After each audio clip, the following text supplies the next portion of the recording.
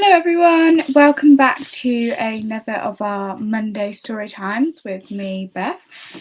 Today I'm going to be carrying on reading The Last Wish for you all.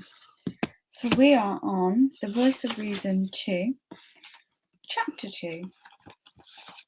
Geralt strolled, for the fourth time, along the poplar alley, which led from the gate of the dwellings by the sanctuary and main temple block, which emerged into a sheer rock. After brief consideration, he decided against returning to shelter, and turned towards the gardens and outbuildings. Umpteen priestesses, clad in grey working garments, were toiling away, weeding the beds and feeding the birds in the henhouses. The majority of them were young, or very young, virtually children.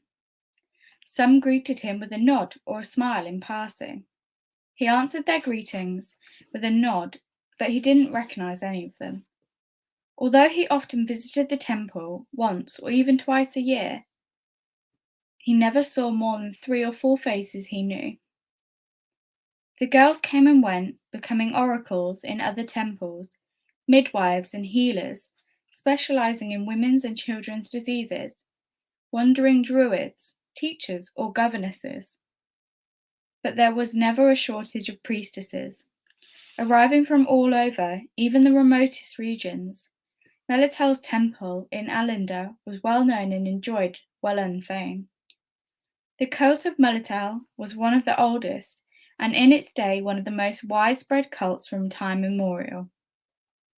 Practically every pre-human race and every primordial nomadic human tribe honoured a goddess of harvest and fertility, a guardian of farmers and gardeners, a patroness of love and marriage. Many of these religions merged into the cult of Melitel. Time, which was quite pitiless towards other religions and cults, effectively isolating them in forgotten, rarely visited little temples and oratories buried amongst urban buildings, had proved merciful to Melitel. She did not lack either followers or sponsors. In explaining the popularity of the goddess, learned men who study this phenomenon used to hark back to pre-cults of the Great Mother, Mother Nature, and pointed to the links with nature's cycle, with the rebirth of life and other grandiloquently named phenomenon. Geralt's friend, the troubadour Dandelion, who enjoyed a reputation as a specialist in every possible field, looked for similar explanations. Melitel's cult, he deduced, was a typical women's cult. Melitel was, after all, the patroness of fertility and birth. She was the guardian of midwives, and a woman in labour has to scream.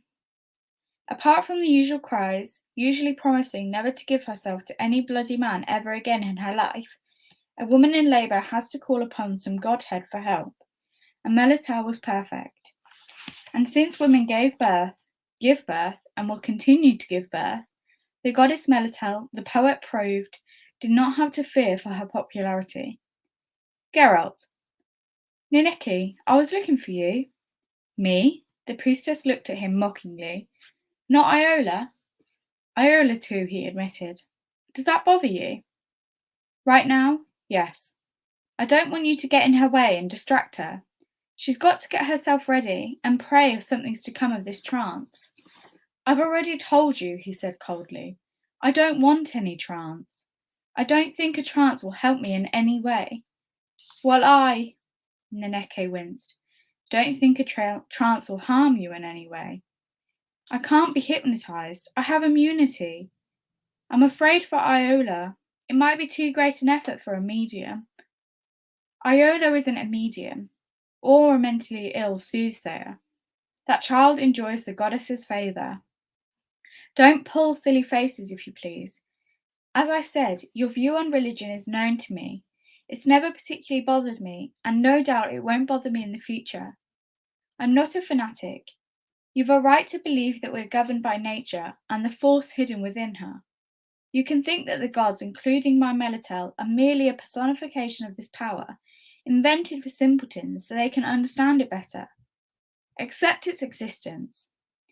According to you, that power is blind. But for me, Geralt, Faith allows you to expect what my goddess personifies from nature: order, law, goodness, and hope. I know. If you know that, then why are your reservations about the trance? What are you afraid of? That I'll make you bow your head to a statue and sing canticles, Geralt? We simply must sit together for a while, you, me, and Iola, and see if the girl's talents will let you see into the vortex of power surrounding you. Maybe we'll discover something worth knowing, and maybe we won't discover anything.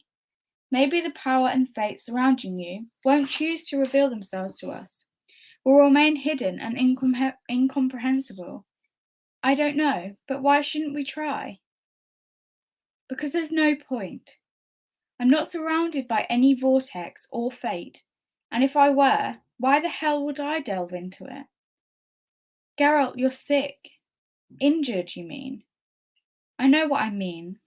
There's something not quite right with you. I can sense that. After all, I have known you ever since you were a youngster. When I met you, you came up to my waist, and now I feel that you're spinning around in some damned whirlpool, tangled up in a slowly tightening noose. I want to know what's happening, but I can't do it myself. I have to count on Iola's gifts. You want to delve too deeply. Why the metaphysics? I'll confide in you if you like. I'll fill your evenings with tales of other more astounding events from the past few years. Get a keg of beer so my throat doesn't dry up, and we can start today. But I fear I'll bore you, because you won't find any nooses or vortexes there, just a witch's ordinary tales. I'll willingly listen to them, but a trance, I repeat, would do no harm. Don't you think, he smiled, that my lack of faith makes such a trance pointless? No, I don't. And do you know why? No. Naneke leant over and looked him in the eyes with a strange smile on her pale lips. Because it will be the first proof I've ever heard of that a lack of faith has any kind of power at all. A grain of truth. 1. A number of black points moving against a bright sky streaked with mist drew the witch's attention. Birds. They wheeled in slow, peaceful circles, then suddenly swooped and soared up again, flapping their wings. The Witcher observed the birds for a long time, then bearing in mind the shape of the land, density of the wood, depth and course of the ravine which he suspected lay in his path, calculated the distance to them, and how long he would take to cover it. Finally, he threw aside his coat and tightened the belt across his chest by 2 holes. The pommel hilt of his sword, strapped across his back, peeked over his shoulder. We'll go a little out of our way, Roach, he said. We'll take a detour from the highway. I don't think the birds are circling there for nothing. The mare walked on, obedient to Geralt's voice. Maybe it's just a dead elk, said Geralt, but maybe it's not. Who knows? There was a ravine, as he had suspected. The Witcher scanned the crowns of the trees tightly, filling the rift. But the sides of the gully were gentle, the riverbed dry and clear of blackthorns and rotting tree trunks. He crossed it easily. On the other side was a copse of birches, and behind it a large glade, heath and undergrowth, which grew tentacles of tangled branches and roots upwards. The birds, scared away by the presence of a rider, soared higher, croaking sharply in their hoarse voices. Geralt saw the first corpse immediately. The white of the sheepskin jacket and matte blue of the dress stood out clearly against a yellow clump of sedge. He didn't see the second corpse, but its location was betrayed by 3 wolves sitting calmly on their haunches, watching the Witcher. His mare snorted, and the wolves, as if at command, unhurriedly trotted into the woods, every now and again turning their triangular heads to watch the newcomer. Geralt jumped off his horse. The woman in the sheepskin and blue dress had no face or throat, and most of her left thigh had gone. The Witcher, not leaning over, walked by her. The man lay with his face to the ground. Geralt didn't turn the body over, seeing that the wolves and birds hadn't been idle, and there was no need to examine the corpse in detail. The shoulders and back of the woolen doublet were covered in thick black rivulets of dry blood. It was clear the man had died from a blow to the neck, and the wolves had only found the body afterwards. On a wide belt, next to the short cutlass in a wooden sheath, the man wore a leather purse. The Witcher tore it off, and item by item, he threw the contents on the grass. A tinder box, a piece of chalk, sealing wax, a handful of silver coins, a folding shaving knife with a bone handle, a rabbit's ear, 3 keys, and a talisman with a phallic symbol. 2 letters written on canvas, with damp with rain and dew, smudged beyond readability. The third, written on parchment, was also ruined by damp, but still legible. It was a credit note, made out by the Dwarves' Bank in Murrayville, to a merchant called Rural Aspen. It wasn't for a large sum. Bending over, Geralt lifted the man's right hand. As he had expected, the copper ring digging into the swollen blue finger carried the sign of the Armourers' Guild, a stylized helmet with a visor, 2 crossed swords, and the rune A engraved beneath them. The Witcher returned to the woman's corpse. As he was turning the body over, something pricked him in the finger. A rose, pinned to the dress. The flower had withered, but not lost its colour. The petals were dark blue, very dark blue. It was the first time Geralt had seen such a rose. He turned the body over completely and winced. One of the woman's bare and bloody neck wore clear bite marks, and not of those of a wolf. The Witcher carefully backed away to his horse, without taking his eyes from the forest edge. He climbed into the saddle. He circled the glade twice, and leaning over, looked around, examining the ground closely. "So, Roach," he said quietly, "the case is reasonably clear. The armourer and the woman arrived on horseback from the direction of the forest. They were on their way home from Murrayville, because nobody carries an uncashed credit note for long. Why were they going this way and not following the highway? I don't know, but they were crossing the heath side by side, and then again, I don't know why they were both dismounted, or fell from their horses. The armourer died instantly. The woman ran, then fell and died, and whatever attacked her didn't leave any tracks. Dragged her along the ground, with her throat in its teeth. The horses ran off. This happened 2 or 3 days ago." The mare snorted restlessly, reacting to the tone of his voice.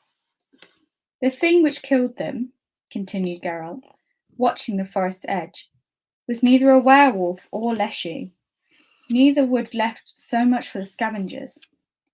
If there were swamps here, I'd say it was a kikimora or a viper, but there aren't any swamps here." Leaning over, the Witcher pulled back the blanket which covered the horse's side, and uncovered another sword strapped to the saddlebag, one with a shining ornate guard and black corrugated hilt. "Well, Roach, we're taking a roundabout route. We'd better check why this armourer and a woman were riding through the forest, not along the highway. If we pass by ignoring such incidents, we won't ever earn enough for your oats, will we?" The mare obediently moved forward, across the heath, carefully sidestepping hollows. "Although it's not a werewolf, we won't take any risks." The Witcher continued, taking a bunch of dried monk's head from a saddlebag and hanging it to the bit. The mare snorted. Geralt unlaced his tunic a little and pulled out a medallion engraved with a wolf with bared jaws. The medallion, hanging on a silver chain, bobbed up and down in rhythm to the horse's gait, sparkling in the sunrays like mercury. 2. He noticed the red tiles of the tower's conical roof from the summit of a hill as he cut across a bend in the faint trail. The slope, covered with hazel, dry branches, and a thick carpet of yellow leaves, wasn't safe to descend on horseback. The Witcher retreated, carefully rode down the incline, and returned to the main path. He rode slowly, stopped the horse every now and again, and hanging from the saddle looked out for tracks. The mare tossed her head, neighed wildly, stamped and danced on the path, kicking up a storm of dried leaves. Geralt, wrapping his left arm around the horse's neck, swept his hand right. The fingers arranged in the sign of Axia over the mount's head as he whispered an incantation. "Is it as bad as all that?" he murmured, looking around and not withdrawing the sign. "Easy, Roach, easy." The charm worked quickly, but the mare prodded his heel, moved forward reluctantly, losing the natural springy rhythm of her gait. The Witcher jumped nimbly to the ground and went on by foot. Leading her by the bridle, he saw a wall. There was no gap between the wall and the forest, no distinct break. The young trees and juniper bushes twined their leaves with the ivy and wild vines clinging to the stonework. Geralt looked up. At that same moment he felt a prickle along his neck, as if an invisible, soft creature had latched onto his neck, lifting the hairs there. He was being watched. He turned around smoothly. Roach snorted. The muscles in her neck twitched, moved under her skin. A girl was standing on the slope of the hill he had just climbed down, one arm resting on the trunk of an old alder tree. Her trailing white dress contrasted with the glossy blackness of her dishevelled hair, falling to her shoulders. She seemed to be smiling, but she was far too far away for him to be sure. "Greetings," he said, raising his hand in a friendly gesture. He took a step towards the girl. She turned her head a little, following his movements. Her face was pale, her eyes were black and enormous. The smile, if it had been a smile, vanished from her face as though wiped away with a cloth. Geralt took another step. The leaves rustled underfoot, and the girl ran down the slope like a deer, flitting between the hazel bushes. She was no more than a white streak as she disappeared into the depths of the forest. The long dress didn't appear to restrict her ease of movement in the least. Roach neighed anxiously, tossing her head. Geralt, still watching the forest, instinctively calmed her with the sign again. Pulling the mare by the bridle, he walked slowly along the wall, wading through burdock up to the waist. He came to a sturdy gate, with iron fittings and rusty hinges, furnished with a great brass knocker. After a moment's hesitation, Geralt reached out and touched the tarnished ring. He immediately jumped back, as at that moment the gate opened, squeaking, clattering, and raking aside clumps of grass, stones, and branches. There was no one behind it. The Witcher could only see a deserted courtyard, neglected and overgrown with nettles. He entered, leading Roach. The mare, still stunned by a sign, didn't resist, but she moved stiffly and hesitantly after him. The courtyard was surrounded on three sides by a wall and the remains of some wooden scaffolding. On the fourth side stood the mansion, its facade mottled by a pox of chipped plaster, dirty damp patches, and festooned with ivy. The shutters, with their peeling paint, were closed, as was the door. Geralt threw Roach's reins over the pillar by the gate and slowly made his way towards the mansion, following the gravel path past a small fountain full of leaves and rubbish. In the centre of the fountain, on a fanciful plinth, a white stone dolphin arched, turning its chipped tail upwards. Next to the fountain, in what a very long time ago used to be a flower bed, grew a rose bush. Nothing but the colour of the flowers made this bush unique. But the flowers were exceptional, indigo, with a faint shade of purple on the tips of some of the petals. The witch had touched one, brought his face closer and inhaled. The flowers had the typical scent of roses, only a little more intense.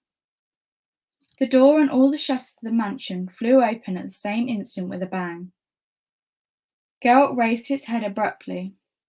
Down the path, scrunching the gravel, a monster was rushing straight at him.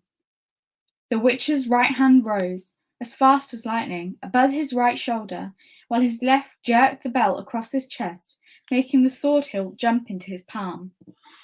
The blade, leaping from the scabbard with a hiss, traced a short, luminous semicircle and froze, the point aiming at the charging beast. At the sight of the sword, the monster stopped short, spraying gravel in all directions. The Witcher didn't even flinch.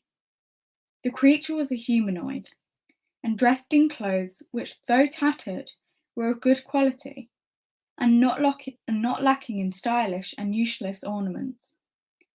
His human form, however, reached no higher than the soiled collar of his tunic, for above it loomed a gigantic, hairy, bear-like head with enormous ears, a pair of wild eyes, and terrifying jaws full of crooked fangs in which a red tongue flickered like a flame. "Flee, mortal man!" the monster roared, flapping his paws but not moving from the spot. "I'll devour you! Tear you to pieces!"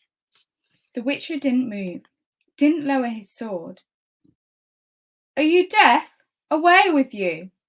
The creature screamed, then made a sound somewhere between a pig's squeal and a stag's bellowing roar, making the shutters rattle and clatter and shaking rubble and plaster from the sills. Neither Witcher nor monster moved. "Clear off while you're still in one piece!" roared the creature, less sure of himself. "Because if you don't, then—" "Then what?" interrupted Geralt. The monster suddenly gasped and tilted his monstrous head. "Look at him. Isn't he brave?" He spoke calmly, baring his fangs and glowering at Geralt with bloodshot eyes. "Lower that iron, if you please. Or perhaps you've not realised you're in my courtyard? Or maybe it's customary, wherever you're from, to threaten people with swords in their own courtyards." "It is customary," Geralt agreed. "When faced with people who greet their guests with a roar and the cry that they're going to tear you to pieces." "Pox on it!" The monster got himself worked up. "And he'll insult me on top of it all? This straggler? A guest, is he? Pushes his sword way into the yard, ruins someone else's flowers, plays the Lord, and thinks he'll be brought bread and salt? Bah!" The creature spat, gasped, and shut his jaws. The lower fangs protruded, making him look like a boar. "So," the Witcher spoke after a moment, lowering his sword, "are we going to carry on standing like this?" "And what do you suggest instead? Lying down?" snorted the monster. "Put that iron away, I said." The Witcher nimbly slipped the weapon into its scabbard, and without lowering his arm, stroked the hilt which rose above his shoulder. "I'd prefer you," he said, "not to make any sudden moves. This sword can always be drawn again, faster than you can imagine." "I noticed," rasped the monster. "If it wasn't for that, you'd have been out of this gate a long time ago, with my boot print on your arse. What do you want here? How did you get here?" "I got lost," lied the Witcher. "You got lost?" repeated the monster, twisting his jaws in a menacing grin. "Well, unloose your way. Out of the gate, turn your left ear to the sun, and keep walking, and you'll soon get back to the highway. Well, what are you waiting for?" "Is there any water?" asked Geralt calmly. "The horse is thirsty, and so am I, if that doesn't inconvenience you." The monster shifted from one foot to the other and scratched his ear, Listen, you, he said. Are you really not frightened of me? Should I be? The monster looked around, cleared his throat, and yanked up his baggy trousers. Pox on it. What's the harm of a guest in the house? It's not every day I meet someone who doesn't run away or faint at the sight of me. All right then. If you're weary, but honest wanderer, I invite you in. But if you're a brigand or a thief, then I warn you. This house does what I tell it to. Within these walls I rule. He lifted his hairy paw. All the shutters clattered against the wall once more, and deep in the dolphin's stone's gullet something happened. I invite you in, he repeated. Geralt didn't move, scrutinising him. Do you live alone? What's that to do with you? Said the monster angrily, opening his jaws, then croaked loudly. Oh, I see. No doubt you'd like to know whether I've got 40 servants all as beautiful as me. I don't. Well, pox. Are you going to make use of my generous invitation? If not, the gate's over there. Geralt bowed stiffly. I accept your invitation, he said formally. I won't slight the right of hospitality. My house is your house, the monster said in return, just as formally, although a little offhandedly. This way, please, dear guest, and leave the horse here by the well. The interior was in need of an extensive repair. Although it was reasonably clean and tidy, the furniture had been made by skilled craftsmen, if a very long time ago. A pungent smell of dust hung in the dark rooms. Light, growled the monster, and the torch in its iron bracket burst into flames and sooty smoke. Not bad, remarked the Witcher. The monster cackled. That's it. I see you won't be amazed by any old trick. I told you, this house obeys my command. This way, please. Careful, the stairs are steep. Light. On the stairs, the monster turned. What's that around your neck, dear guest? Have a look.